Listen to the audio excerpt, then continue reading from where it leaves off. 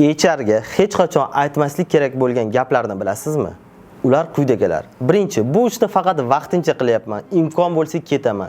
Siz hali ishdan ketmaguningizcha HR sizni jamoaning bir a'zosi sifatida ko'radi. Agar kelajakda bu yerda ketish rejangiz bo'lsa, ochiq aytsangiz, rahbariyat sizga sarmoya kiritishni to'xtatadi va imkoniyatlarni ham cheklashi mumkin. Buning uchun nima qilish zarur? Men hozirgi lavozimimda tajriba to'plashni xohlayman va kelajakda qanday imkoniyatlar bo'lishi haqida bilmoqchiman kabi savolni berish. Ikkinchi, men bu kompaniyada ishlashni yomon ko'raman. HR xodimlariga kompaniya ichida o'zingizni qanday his qilayotganingiz qiziq, lekin shikoyat qilish yoki kompaniyani yomonlash HR uchun sizni muammoli xodim sifatida ko'rsatishi mumkin. Uchinchi, oyligimni oshirmasangiz, men boshqa ish topaman.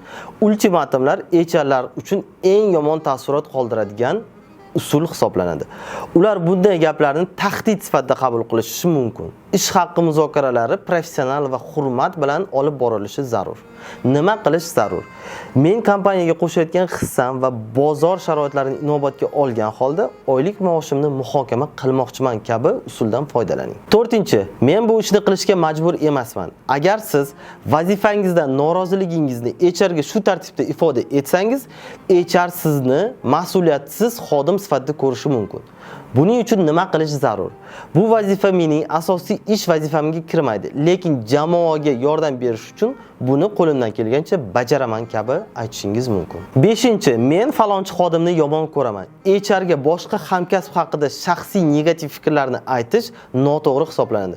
Bu sizni konflikt keltirib chiqaruvchi xodim sifatida HR ga ko'rsatadi. Oltinchi, men aslida bu lavozimga mos emasman. Agar siz o'zingizni ish uchun mos emas deb his qilsangiz, buni HR ga to'g'ri aytish yo'lini o'rganing. Buning uchun nima qilish zarur? Men ba'zi vazifalarni yanada yaxshiroq bajarishim uchun menga quyidagi ko'nikmalarni o'rganishim uchun imkoniyat berishingizni so'rayman deyish. Yettinchi, men bu maoshga rozi emasman, lekin vaqtincha ishlayman. HR maosh bo'yicha suhbatingizni eslab qoladi va kelajakda sizni loyihalarga jalb qilishni o'ylab ko'rishi mumkin. Buning uchun nima qilish kerak?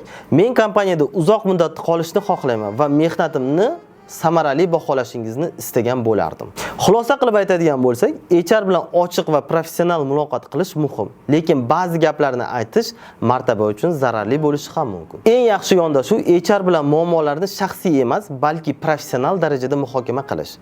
Kompaniya va o'z kelajagingizni himoya qilish uchun fikrlarni to'g'ri ifoda etishni o'rganing. Muammolarni hal qilish yo'llarini takliflar orqali bering. HR bilan to'g'ri muloqot qiling va martaba zinapoyasida ko'tariling.